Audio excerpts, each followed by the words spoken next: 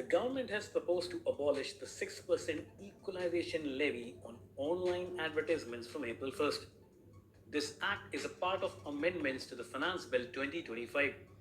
Experts deem this as a signal from India to remove some taxes on digital businesses, shaking hands with the US big tech, particularly under pressure from the new US administration over tariffs.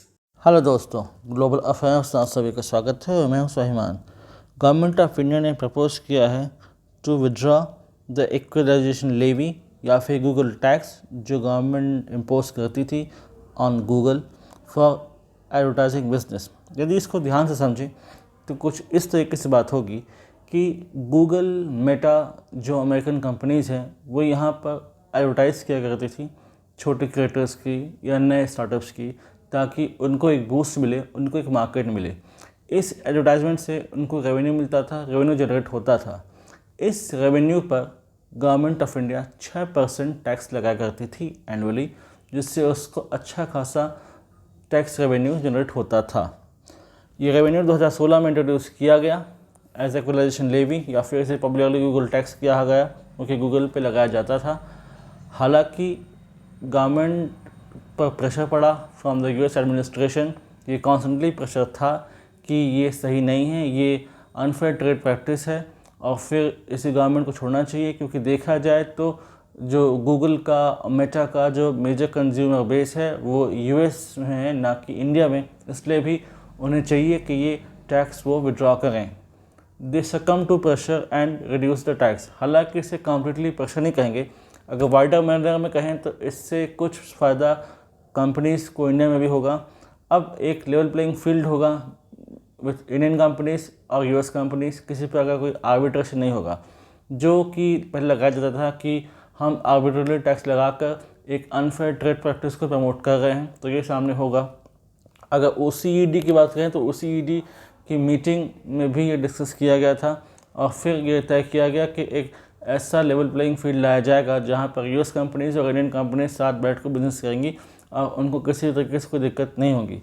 यदि हम बात करें तो अगर इसी advertisement के कारण Google को 1 लाख से ऊपर का रेवेन्यू जनरेट होता था तो उस पर गवर्नमेंट 6% टैक्स लगाती थी, लेकिन इसे गूगल खुद तो बियर करेगा नहीं, तो वो पास ऑन होता था कस्टमर पर, यानी कि उसे पे करना पड़ता था 1,06,000 हाइपोथेटिकली स्पीकिंग, यानी कि 6,000 रुपये additionally the amount of tax, ताकि गूगल इस टैक्स से बच सके।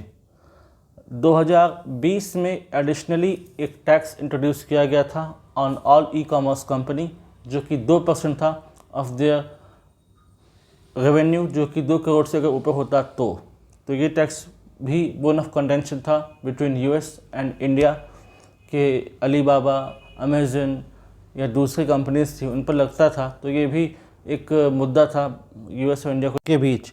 तब पिछले साल इस 2% टैक्स को गवर्नमेंट ने हटा दिया, लेकिन 6% का गूगल टैक्स बना हुआ।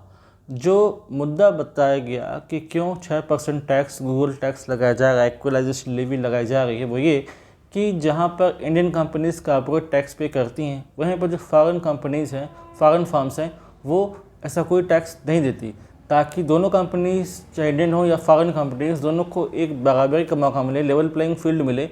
इसलिए हम चाहते हैं कि फॉरेन कंपनीज भी 6% टैक्स दें।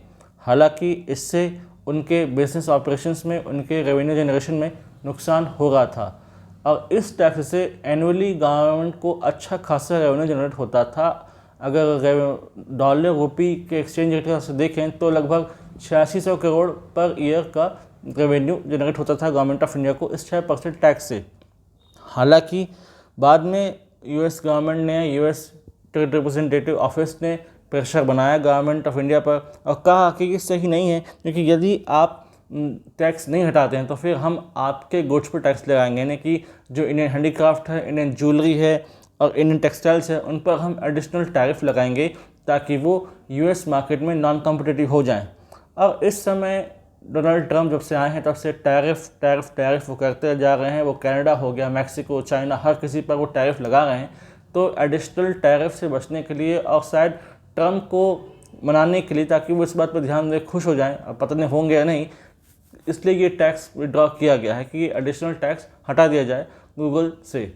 हालांकि इससे गवर्नमेंट को जो रेवेन्यू मिलता था वो नहीं मिलेगा, एक प्रकार से रेवेन्यू लॉस होगा गवर्नमेंट ऑफ इंडिया को, लेकिन फिर भी कोशिश की जा रही है कि एक बीच से रास्ता निकाला जाए ताकि कुछ न कुछ बिजनेस दोनों के बीच होता रहे। और अगर ध्यान दें तो OECD टैक्स एग्रीमेंट एक हुआ था जिसका इंडिया भी सिग्नेटरी है, और उसके हिसाब से रूल्स ये हैं कि जो मल्टीनेशनल कंपनीज़ हैं उन पे टैक्सिंग का जो पावर है वो ओरिजिन कंट्री पर होगा, यानी कि US कंपनी पर US गवर्नमेंट ही टैक्स लगा सकती है, टैक्स इम्पोज कर सकती है, कोई दूसरी कंपनी नहीं। यानी कि US का ये राइट है, एक्सक्लूसिव राइट है to tax those companies, to tax Meta, to tax Google. इसलिए ये सही नहीं है, ये आर्बिट्रेरी है। इसको भी ध्यान में रखते हुए ये टैक्स विड्रॉ कर लिया गया और इसे बनाया गया पार्ट ऑफ फाइनेंस बिल 2025, यानी कि अप्रैल में ये लागू हो जाएगा। 1 अप्रैल से ये इफेक्टिव हो जाएगा और ये टैक्स विड्रॉ कर लिया जाएगा by the government of India. कहा यह जा रहा था कि जब तक ये टैक्स था तब तक जो फॉरेन कंपनीज थी वो लीस्ट इन्वेस्ट कर रही थी, उन्हें इंडियन मार्केट नॉन अट्रैक्टिव लग रहा था, नॉन कॉम्पिटिटिव लग रहा था, इसलिए वो यहाँ पर लीस्ट इन्वेस्ट कर रही थी। उनका इंटरेस्ट था नहीं कि वो ज़्यादा इन्वेस्ट करें, इसलिए इस टैक्स को वापस लिया गया। और फ़ायदा इंडियन कंपनीज़ को इसलिए भी होगा कि जो एडिशनल अमाउंट उन्हें पे करना पड़ता था in form of tax to this foreign companies like Google and Meta, वो पैसे बच जाएंगे। और जो वो पैसे बचेंगे वो इंडियन कंपनीज अपने ऑपरेशंस में, अपने इम्प्रिंट को बढ़ाने में, अपने बिजनेस ऑपरेशन को और एक्सपेंड करने में लगा सकेंगी, तो उनको ही फ़ायदा होगा।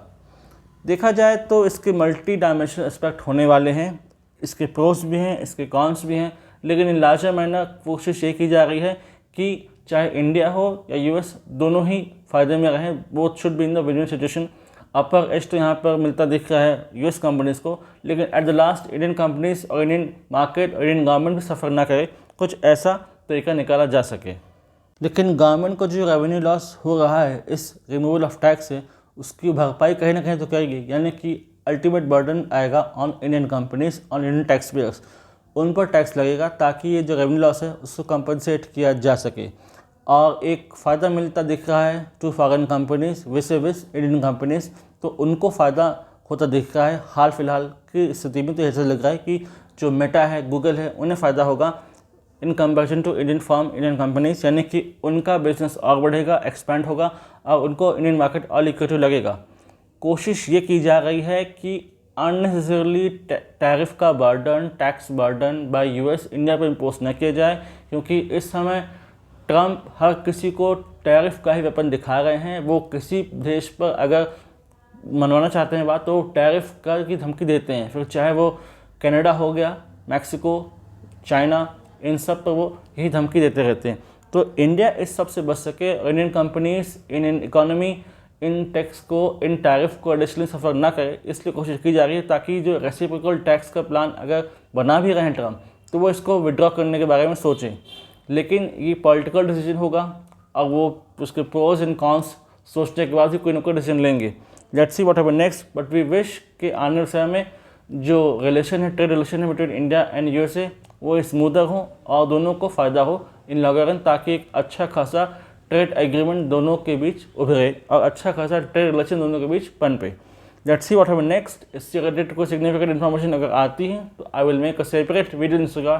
Till then do like, comment, share, subscribe the video and widely spread this video for the knowledge of people।